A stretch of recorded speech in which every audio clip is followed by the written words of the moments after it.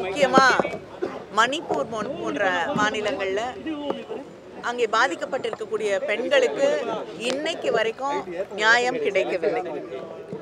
அங்கே நம்முடைய பிரதமர் அவர்கள் என்னன்னு போய் கூட ஒரு கேட்கல. ஆனால் அண்ணா பல்கலைக்கழகத்தில் ஒரு குற்றம் நடந்திருக்கிறது, ஒரு பெண் பாதிக்கப்பட்டிருக்கிறார். நம்முடைய காவல்துறை உடனடியாக நடவடிக்கை எடுத்திருக்கிறது. காவல்துறை நடவடிக்கை எடுத்த பிறகு இப்போ கேஸ் வந்து கோர்ட்டுக்கு போய் நீதிமன்றத்தில் வழக்கு சரியாக நடத்தப்பட்டு அந்த குற்றவாளிக்கு நியாயமான தண்டனை கிடைப்பது தான் அந்த பெண்ணுக்கான ஒரு நியாயம் கிடைத்ததாக இருக்கும். இப்போ அதில் தான் நம்ம வந்து கான்சென்ட்ரேட் பண்ணணும். அதுதான் முக்கியம். ஏன்னா கைது செய்யப்பட்டது, நடவடிக்கை எடுத்துட்டாங்க.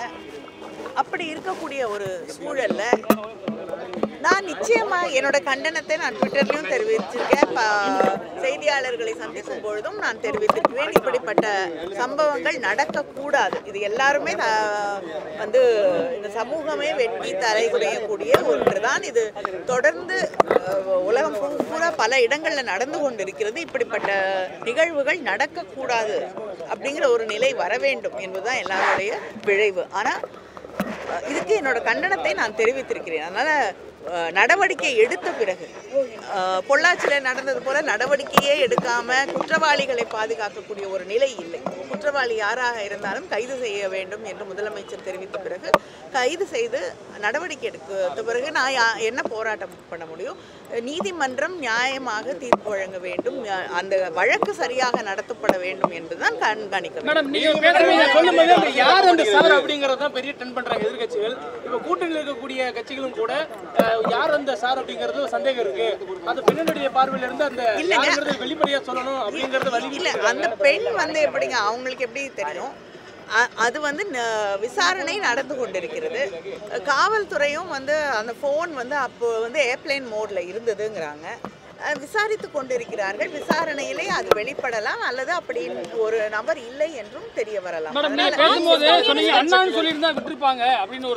நான் சொல்லலைங்க, அது பிஜேபியில வந்து வழக்கமா வந்து நிர்பயா வழக்குல கூட வந்து அண்ணான்னு சொல்லியிருந்தா விட்டுருப்பாங்கன்னு சில பேர் சொன்னாங்க. அதை நான் சொல்றேன். நான் ஏன் வந்து சொல்ல போறேன்?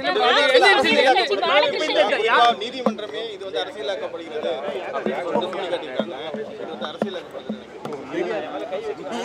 நிச்சயமாக அரசியலாக்கப்படுகிறது. நடவடிக்கை எடுத்த பிறகு போராட கூடிய ஒரு சூழல் இருக்கும் பொழுது எதிர்கட்சி அதை கையில் எடுத்துக்கொண்டு அரசியலாக்கத்தான் பார்க்கிறார்கள். வந்து எஃப்ஐஆர் லீக்கு கூட வந்து கொஞ்ச நாள் வரைக்கும் பிஜேபி பேசிட்டு இருந்தது, அதுக்கப்புறம் இல்லை. ஆனால் அந்த தலைவர்களே அது அவங்களோட ட்விட்டர் பக்கத்துலேயும் வெளியிட்டார்கள். அது மிக தவறான ஒன்று. ஆனால் அதற்கு காரணம் தமிழ்நாடு அரசு இல்லை.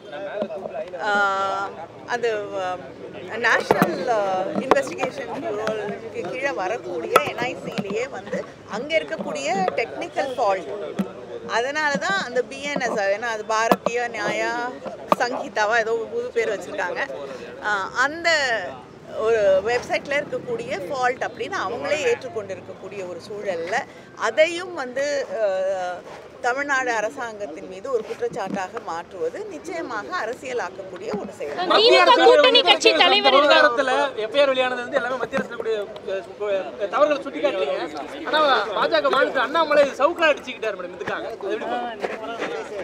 என்னங்க சொல்ல முடியும் அதுக்கு? குஷ்பு வந்து ஆடுகள் அடைக்கக்கூடிய இடத்துல நேற்று மதுரையில் அடைச்சிட்டாங்க அப்படின்னு சொல்றாங்க. எதனால மேடம் அது மாதிரி தவறா?